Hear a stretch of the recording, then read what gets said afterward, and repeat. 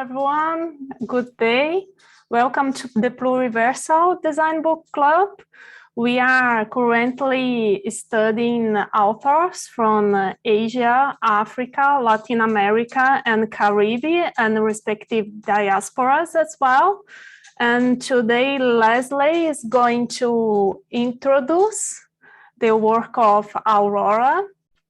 And Leslie, I think almost everyone here knows Leslie. She is interested in emancipatory design, and she is also the author of the Critical Design Alphabet.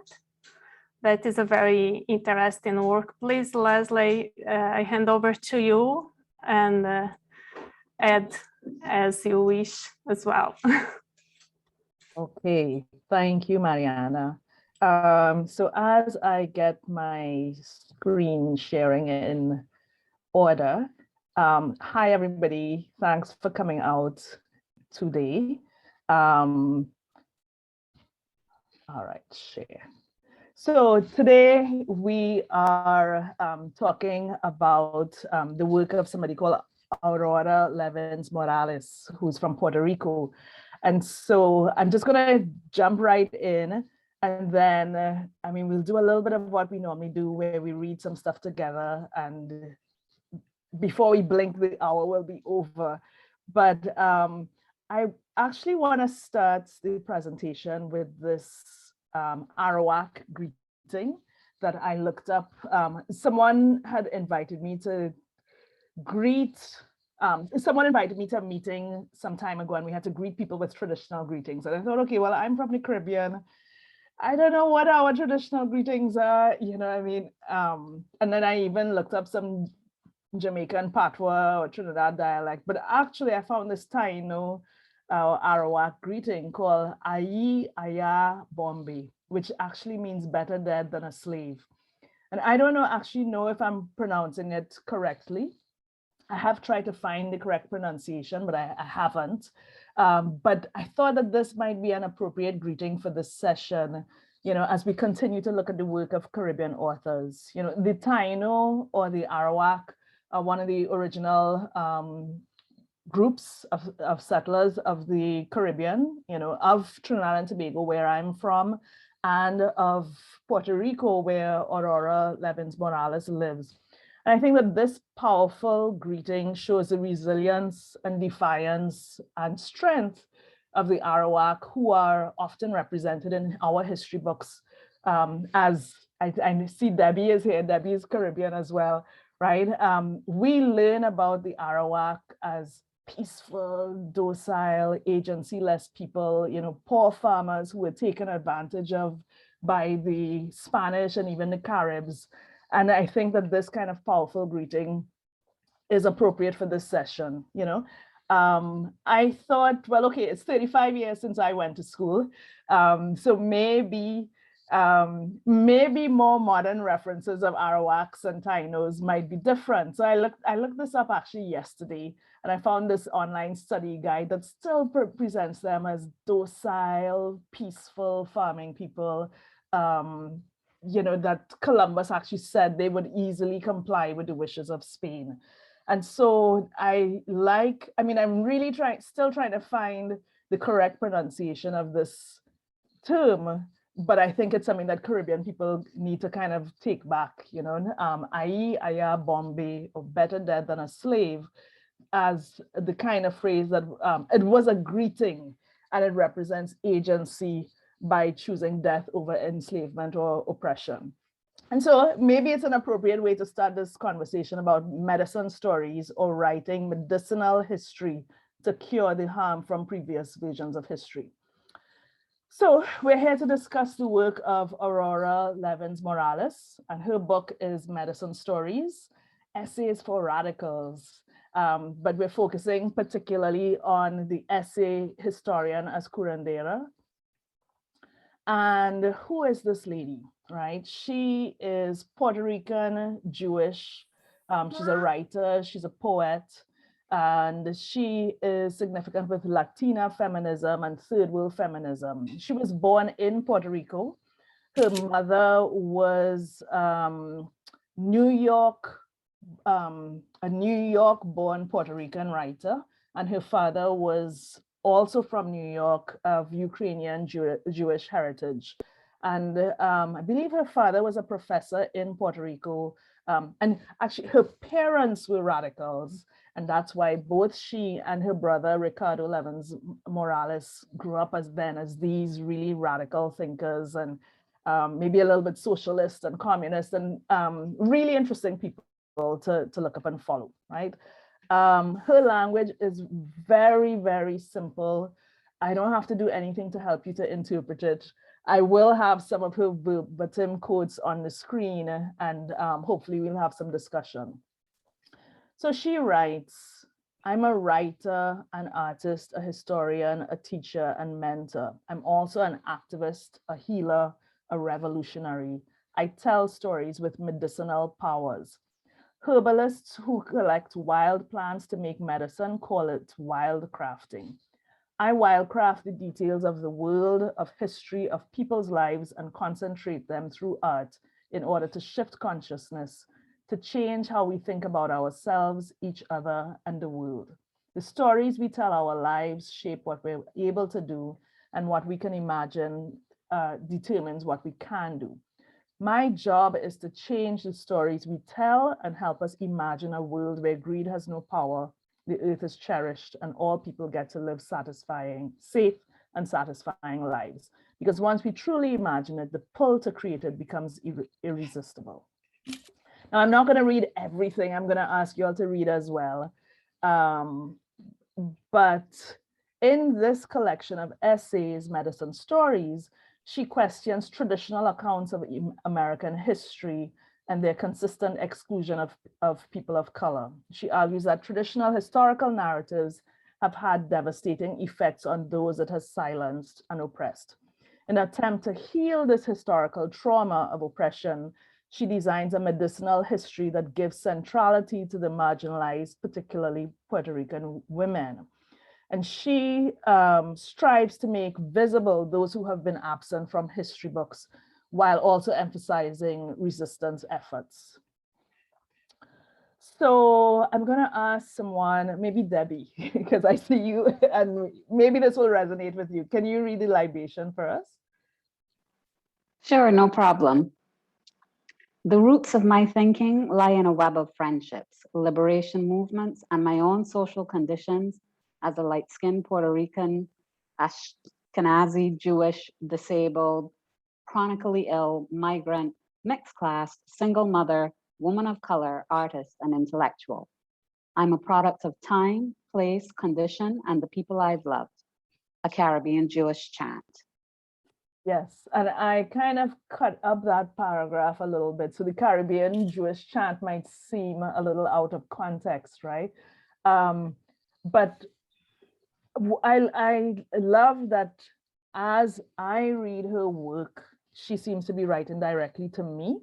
And then when she describes her positionality here, you could see that maybe she's writing to everybody, right?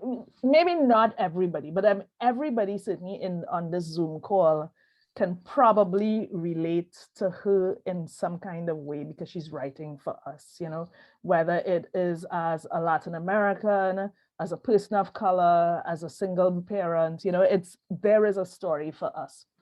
And then how the Caribbean Jewish chant came in there is that she ends that libation by warning us that she uses repetition as a method. And so if she actually says, if we notice the repetition in her work, it's not an editing mistake.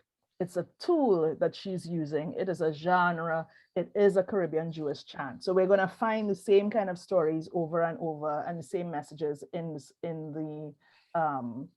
her work. All right. So the work has six sections.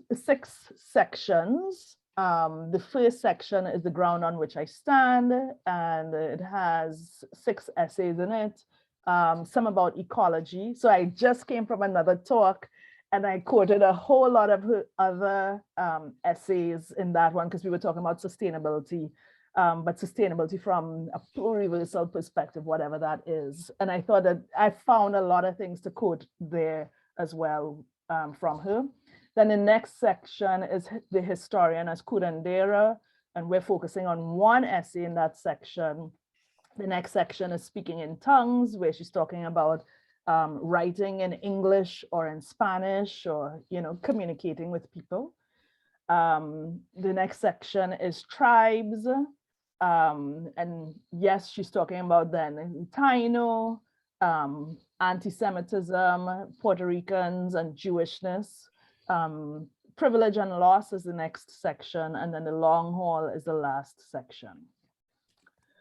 And historian as Curandera opens with a quote that when I found this, I think this is what drew me to this work. I don't even remember how I found the PDF of this essay, but when I read this, I was like, oh my goodness, I use this all the time. Now, I'm not, of course, the only person who uses this quote. I have another colleague, Demiji Onafua, who often uses the same quote in his essays.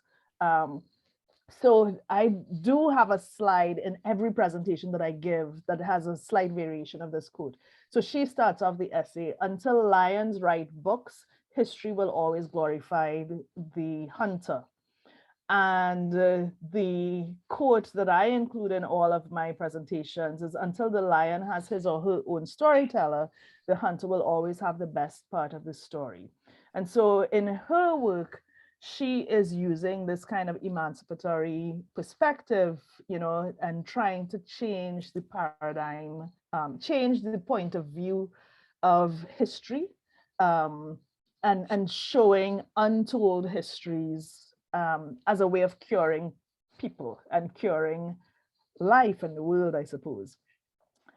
So now I'm going to ask somebody else to read, maybe Mariana. I don't have to call on people. If you want to just jump in, you can. But yeah, Mariana, if you want, you could start. All right. One of the first things a colonizing power, a new ruling class, or a repressive regime does is attack the sense of history of those who they wish to dominate by attempting to take over and control their relationship to their own past. Yes, so that's how she opens it up. Anyone else can jump in? Official history is designed to make sense of oppression, to say that oppressed are oppressed because it is their nature to be oppressed. Official histories also fulfill a vital role for those who rule.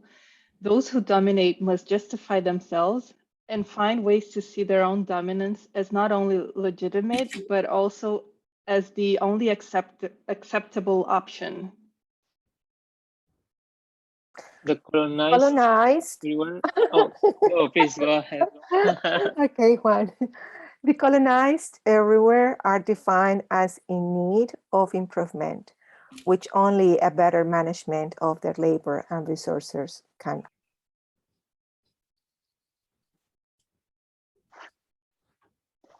All right.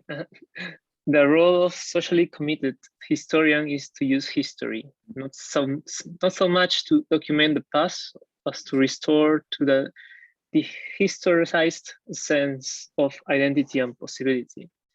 Such medicinal histories seek to reestablish the connections between people and their histories, to reveal the mechanisms of power, the steps by which their current condition of oppression was achieved, through a series of decisions made by real people to dispossess them, but also to reveal the multiplicity, creativity, and persistence of their own resistance. All historians have point of view. We do history from some perspective, with some particular worldview. Storytelling is not neutral. Curandera historians make this explicit, openly naming our partisanship, our intent to influence how people think. Okay, so all of this is how, these are paragraphs that I've taken from like her opening sections, and with every paragraph, I mean, there's more that I could have put in there even, but every paragraph, I'm like, wow. This is applicable to us also in design, in any kind of, in so many fields. We do have to think, okay, how do we now take this restorative position? How are we, let me go back to some of the other slides so we could see how we can make sense of anything in design. If we think about this first one, about the colonizing power, removing the sense of history of those people they wish to dominate. Now, I'm always critical of design and its Eurocentrism. And I think that this is one thing that happens in design, where we all think, not we all, but, maybe we're made to think that we don't have design, right? So the way design is taught is kind of removing our sense of history, and we end up being dominated, right? This one of saying that people are oppressed because it is their nature to be oppressed.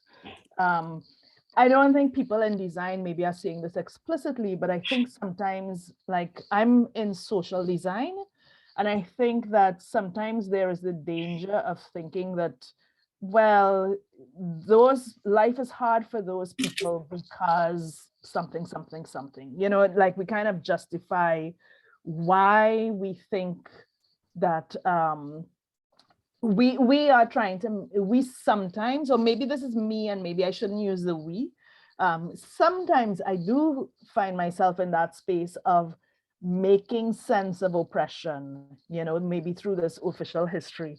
And I've found with a lot of these readings, with Levins Morales, with Freire, with, all these people that we read, I have had to also reflect on maybe my own role. We have these complicated roles. And there's one story in particular where she talks about that, how we also have to learn to complicate history and not see people only in good roles or bad roles, but, see that these people who are represented in history are really quite complex figures. And maybe Napoleon could be a terrible figure and a good figure. I think the example that she used is an African queen. Maybe it's Nzinga, and she talks about the complexity of Nzinga being this queen who is revered, as well as this horrible person who had slaves, and so that we have to kind of make have these more complex reading of the people in our lives, the people in our histories, right? All right, I have to keep track of time. All right, so I'm going to move us forward.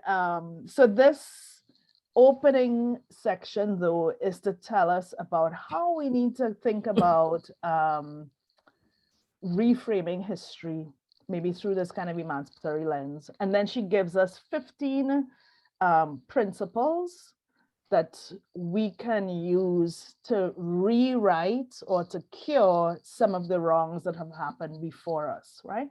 So the first one, maybe I'll read the principle and then anyone can jump in and read the paragraph that follows, right? So the first one is tell untold or undertold histories. If history books looked like the population of the world, they would be full of women, poor people, workers, children, people of color, slaves, the colonized. Okay. Centering women changes the landscape.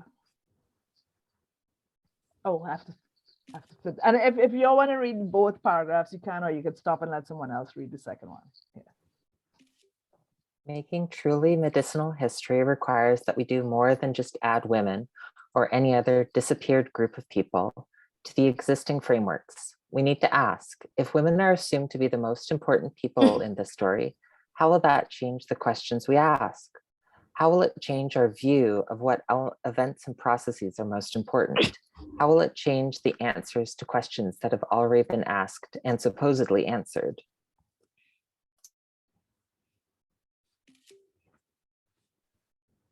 Medicinal history. Oh, go ahead. Medicinal history does not just look for ways to fit in more biographies of people from underrepresented groups. It shifts the landscape in which the questions are asked and makes a different kind of sense out of existing information. Okay, the third strategy says, identify strategic pieces of misinformation and then contradict them. In challenging imperial histories, some kinds of misinformation have more of an impact than others. Part of the task of the Curandera historian is diagnosis. We need to ask ourselves, what aspects of imperial history do the most harm?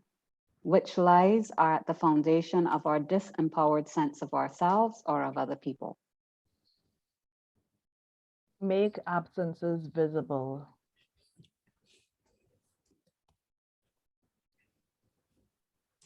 In medicinal history, the goal is as much to generate questions and show inconsistencies as it is to document people's lives. For example, tracing absence can balance a picture even when you are unable to fill in the blanks. Lack of evidence doesn't mean you can't name and describe what is missing.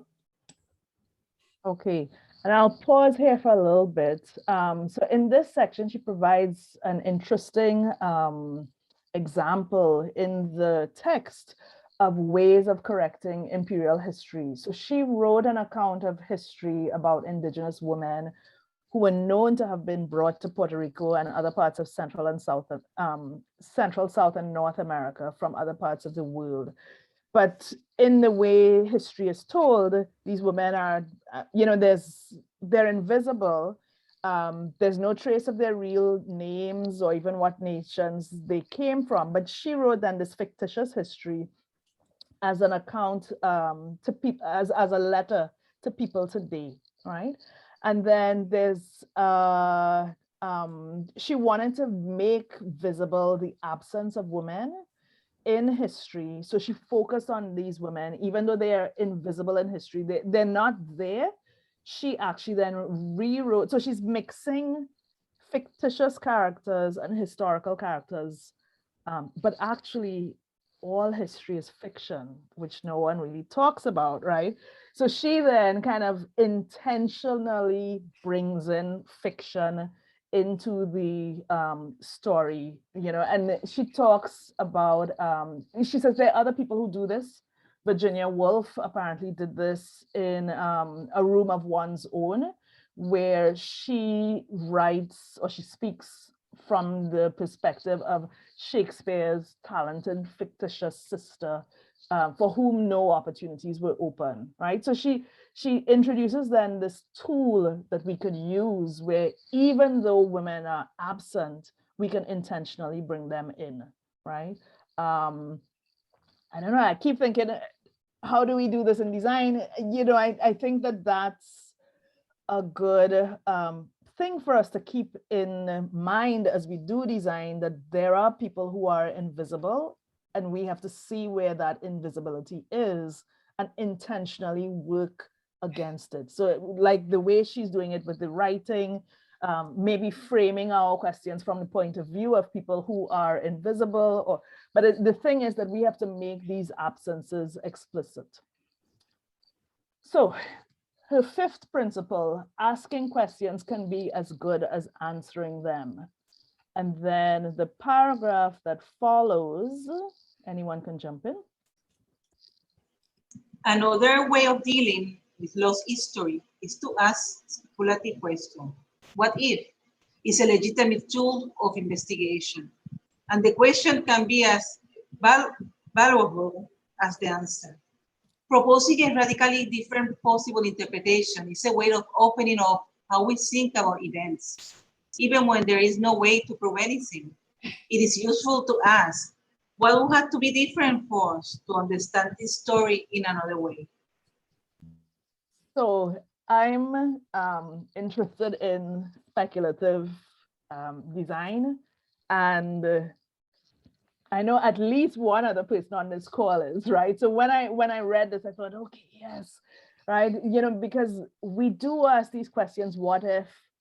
I think I've been focusing on asking this future what if question, you know, like what if, and sometimes I explain it or justify it in a class, and I say, well, okay, somebody during slavery must have been thinking of, okay, what if there was no slavery?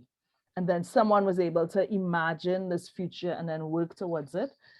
I love this proposal that this proposal of using speculation in the past, which I had never thought of, you know, like what if there was a different way of telling this story? What would have been different for us to ask the story another way? I think that, you know, like it's a really powerful tool, this what if, and I really like that she suggested then this different way of using what if than I had thought of originally. So 6, there are a lot of researchers on this call. I think this is really important for us. What constitutes evidence? You have it. All, oops, I went too far. Affects us all as researchers. So let's see, anyone could jump in and read. Another issue to keep in mind is the biases built into historical standards of evidence. Although there is an increasing acceptance of other forms of documentation, the reliance is still heavily on the written, which means that we accept an immense body of experience as unavailable for historical discussion. The fact that something was written down does not make it true, as any critical consumer of the media knows. It simply means that someone with sufficient authority to write things down recorded their version of events or transactions while someone else did not. Yeah, I mean, okay, just because they wrote it doesn't mean that it's true. And just because it's unwritten doesn't mean that it's not valid, right? So, you know, important things for us to remember. And then it could be, so like for me, it led me to also think about, okay, so what can I be doing to help document things that maybe are not getting documented, you know, which could be then, yes, me taking on this Curandera historical role, you know, where I'm also trying to fix things. And, you know, I skipped something in one of these slides where I was talking about, in my notes, I was talking about why did this essay jump out at me? Just the title, actually. You know, the Curandera is a shaman, a medicine person. You know, if you speak Spanish or Portuguese, you'll recognize the word. If you're from the Caribbean, you probably have in your, I mean, the word might change. It might be the voodoo person. It might be the Obeah man, or, you know, but that idea of this historian then taking on this kind of traditional role in our cultures, that really just jumped out at me, right? Yeah, in colonial territories, what is not documented does not exist, which is why I think then if we're straddling these, different people might have different strategies, but I see myself as straddling these two spaces. And so that's why the role that I think I want to take, one of these roles of historian Curandera or designer Curandera that I want to take on is then of seeing, well, okay, how can I support documentation of other people's knowledge that might not exist? And then the other thing too is I think that we all have to just also become maybe less affected or impacted by the gatekeeping of other people. You know, we just need to write what we need to write and put it out there, you know, so find our own ways of putting out our own knowledge so that it can be also consumed by other people. Anyway, I'm gonna move on. So 7 is show agency. And so like, if we think again about that story about the Taino, where they're really depicted with no agency at all in our history, or if you think about what in our work as designers, you know, there's a slide that I should have included that I forgot, that of Donna Karan doing some work in Haiti.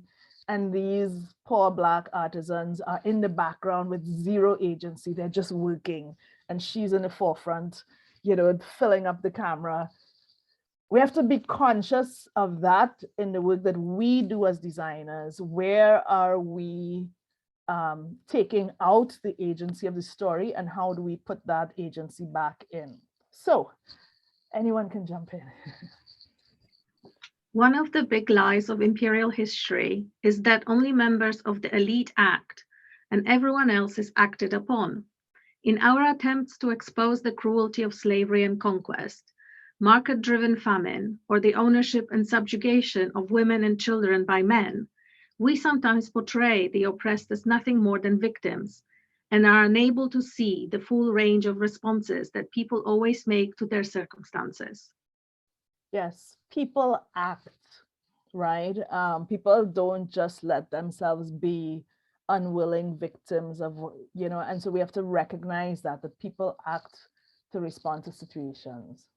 Oh, which she says here, anyone? People who are being mistreated are always trying to figure out ways to end, avoid, or lessen that mistreatment. Their strategies may be short-sighted, opportunistic, or ineffective, or involve the portrayal of others, but they nevertheless represent a form of resistance. In telling the history of our social relations with each other over time, it's important to recognize that resistance takes many forms. Yeah. All right. So 8, show complexity and embrace ambiguity and contradiction.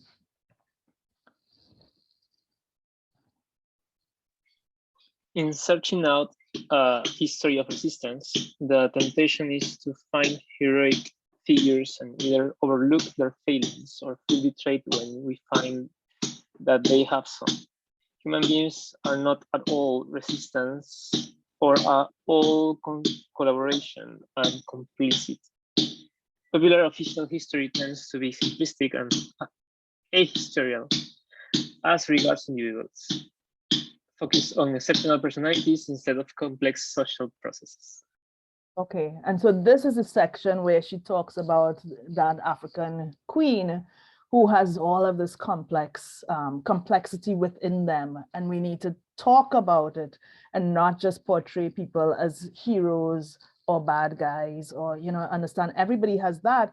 And then the reason she says we have to do that also is to also make people be more comfortable with their own complexity, you know, so that they don't think that they are only bad people, or, you know, if these people that we're putting on pedestals are very complex, and actually we are also pretty complex. Reveal the hidden power relationships.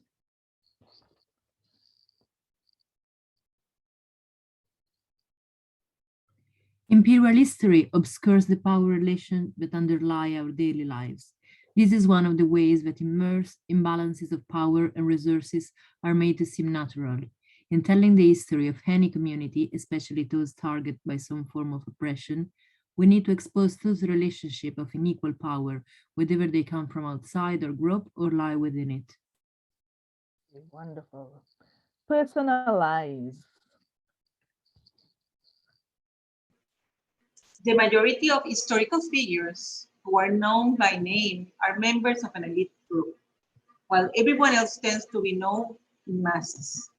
When the disenfranchised appear only in crowd scenes, it reinforces a sense of their relative unimportance. Right, and so that kind of comes back to that Donna Karan image, which must have disappeared by now from the internet, but I have it, right? You know, where these people are invisible, they're unnamed, they're just these shadowy people of color in the background, you know, and so we need to find people's names. And I think in this section also, she was saying that even where the names are, there are ways, now she's talking definitely to historians and not to designers, right? But she's saying that there are ways that we can find the information even when the information is invisible. So she was saying, okay, there are records of people's names. Maybe there was a ledger on a ship that said who was on the ship, or, you know, so the historian can do that extra effort to really find the names of these unnamed people, and use many different strategies to get there, right? All right, show connection and context. And I'm actually going to go right to the next one, restore global meaning, and invite anyone to read this one.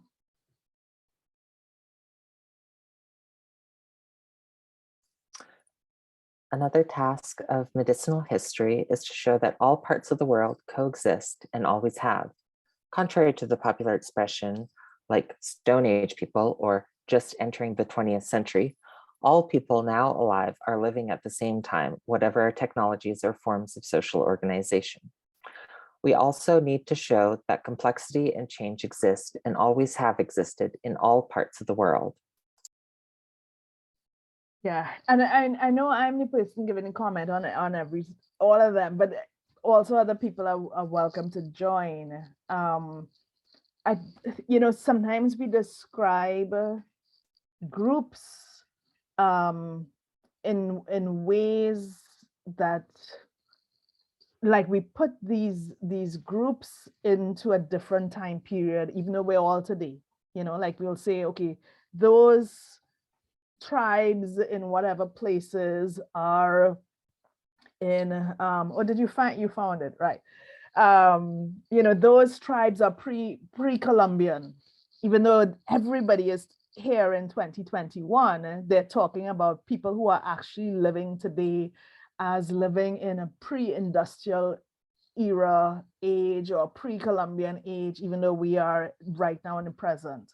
Okay, but actually it is that the world has this complexity and we're living in different ways at the same time, you know. And if we back to the, yes, Kisa?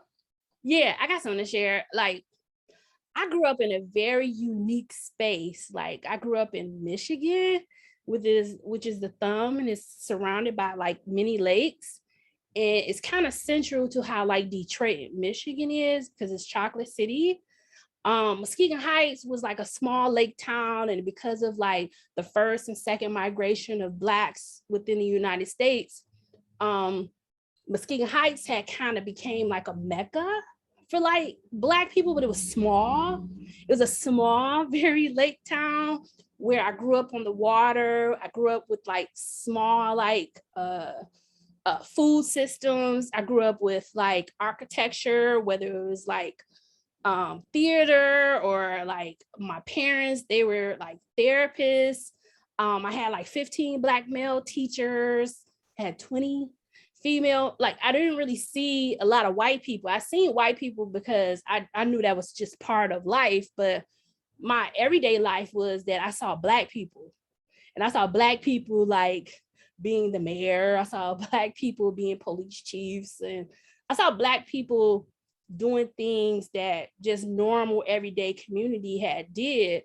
But it wasn't until I went to a predominantly white university where I started hearing words like bad stuff. And I just be like, because I grew up understanding who I was, and identity politics didn't play a part into who I was accepting of a lot of everybody.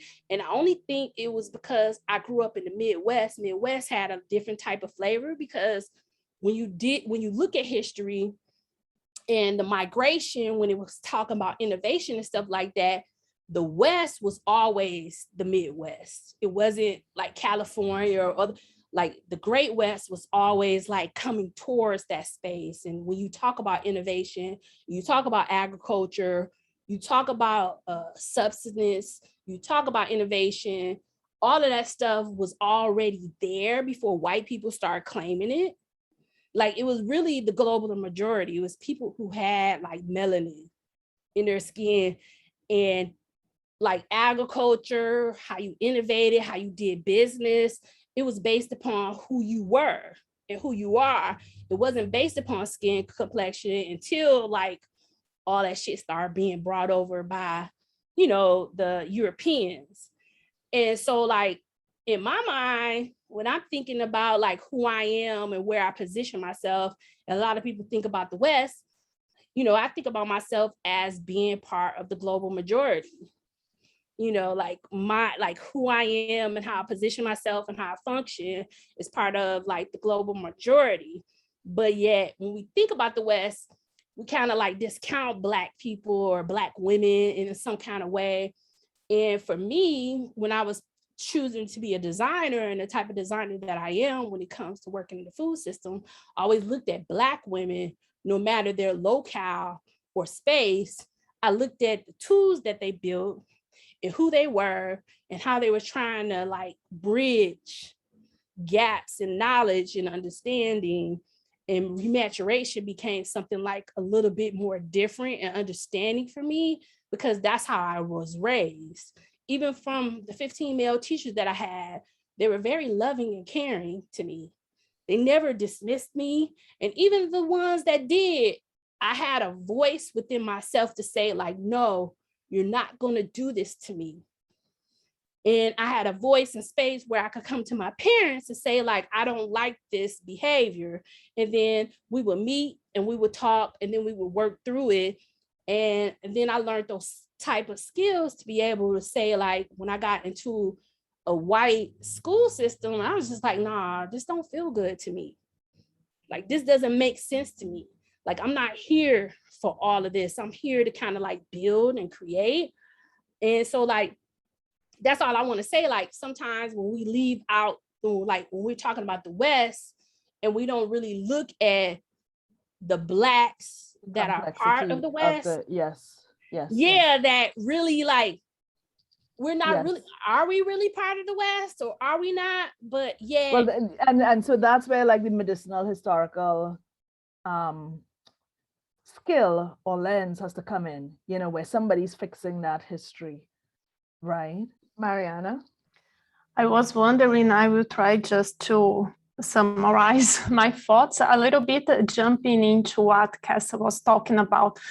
Always when I think about Chinese innovation in the past, in a historical perspective, and even nowadays, I disagree with what has been said about the Chinese context, because I think they are truly innovative in their ways, but they have different ways of learning that I think this is what people mostly don't get sometimes culturally. And a bit related to what was just Kessa was talking about, but in another context. And also, I think for design process is something that came to my mind. And also, I think Frederick Van Amstel also mentioned once, was, you know, that it's not about, we are agreeing about that, but it is a lot about conflict. And after that, I have already thought about that. And nowadays, I think more than ever, we need to learn how design can embrace more conflict throughout design processes. You know, bringing other voices. That doesn't mean that people will agree on that, but how you can consider those voices. And also to recognize that I was writing with another colleague from another cultural background as well. And at a point, we discussed about biases, and we were using a word that was unbiased. And I thought we cannot put that because it is impossible. We are human beings. So I think that it is more about assuming and recognizing that, you know, we will be biased, but how can we bring these different voices? Because the things we design are affecting people. So how we can bring the different voices, the different people that will be affected by our design earlier in the processes. Yes. Thank you. Yes, I think maybe I stop sharing and we have because we only have like 10 minutes and maybe we just want to have some conversation, right? We are at 13, if anyone wants to look up, right? I mean, I'll just kind of quickly flash a slide. 13 is provide access and digestibility. 14 is tied to what you're saying just now about biases. You know, show yourself in your work. You know, the work is not unbiased, so we show ourselves. And 15 is just cross borders. And then my last slide is about how bold she is in asking us to support her and her work. You know, there's a kind of boldness in the way she says, you know what, pay me, right, for this work. Because, you know, even if you have access to this book in your library, buy the book. So I did that because I think that she, even in the boldness of these requests, it actually is a little bit, it's liberating. You know, that boldness is liberating, even for us as academics or whatnot, that we can find ways of surviving outside of academia. So she's really clear about that in her work, that I live off of this and you need to pay me for this. So I'll stop there, and then we could see what other, you know, what did that bring up for people just in these last 8 minutes of the call. And Gloria, yes. Yes, I just want to say something very brief, so to give the opportunity to someone else. Leslie, I think that the reason why you feel so close to the word of curandera is because designers are in a way curanderos. If we come to think about it, every time that we are hired for a job or we choose to investigate something, we are trying to bring a perspective to help with something in health, in education, in economy. And I think that's the connection. Yeah.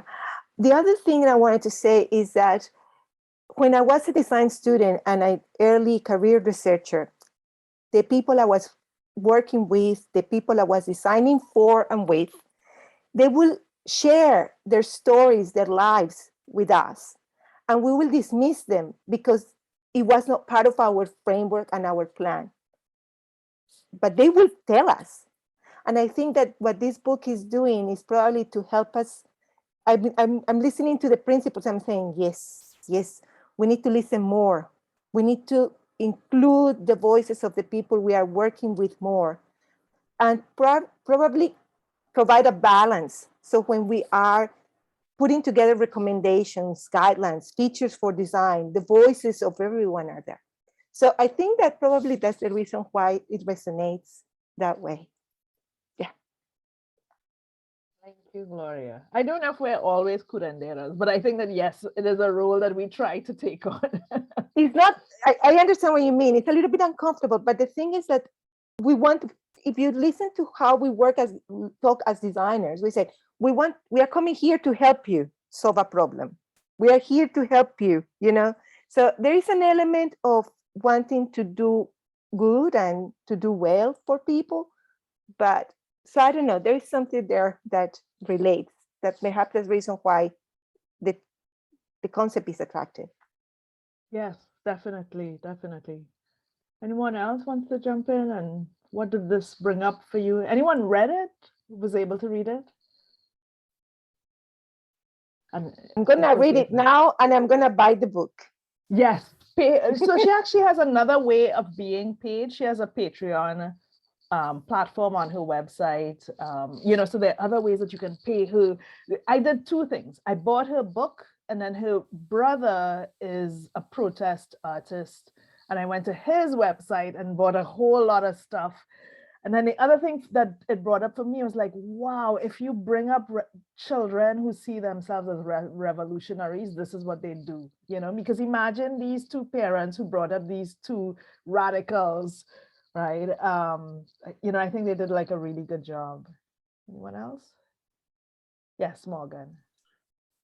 Just a quick thing, but I really liked how in the 15 different elements, it wasn't sort of framed as optimistic or pessimistic, but sort of allows for like a multiplicity of emotions to come out in that history work, and that you don't necessarily, as designers, have to be always optimistic or always critical and pessimistic, but to carry a nuance around the ways that we engage with people, and to allow all the different emotions and outlooks to sort of come through in the work. So that was really made me think. Yeah, that's great. Debbie? Yeah, what stood out to me, and it's been a thought that I was having. I had a whole conversation on it last night, but this whole idea of having these monolithic views of history, of people's stories. So like the conversation last night, we were talking about, because this week, Barbados, my country, we became a republic. So yeah, so it was a big deal. So that's been the hot topic. And then we got to talking about some of the complexities here, where you had stories of planters and enslavers who left all their land for their slaves. You know, they kept slaves, but then they gave everything to them, you know, and all of these strange little anomalies. And then it got me to thinking about my own biased perspectives.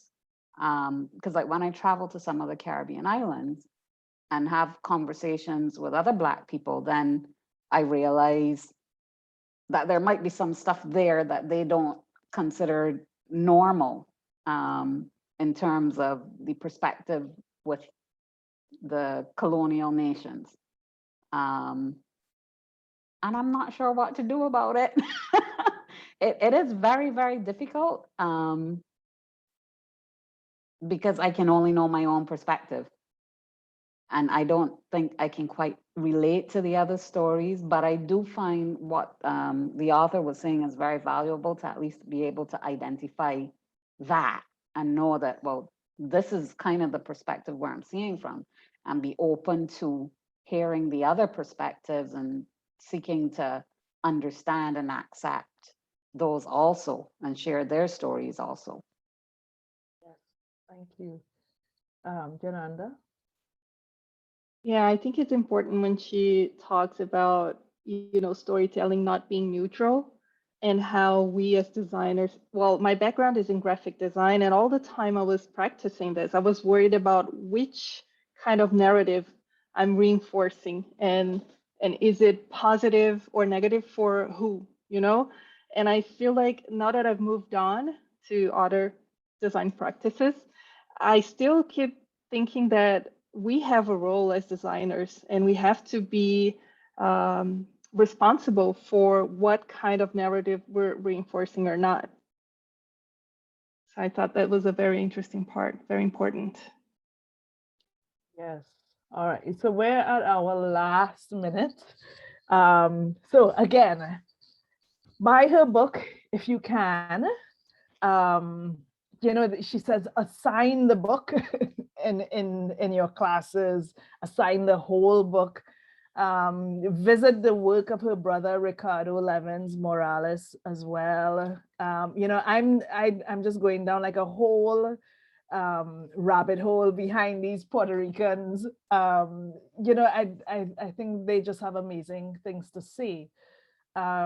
So I hope that this was interesting to you all, and that you enjoy the work of Aurora Levins Morales.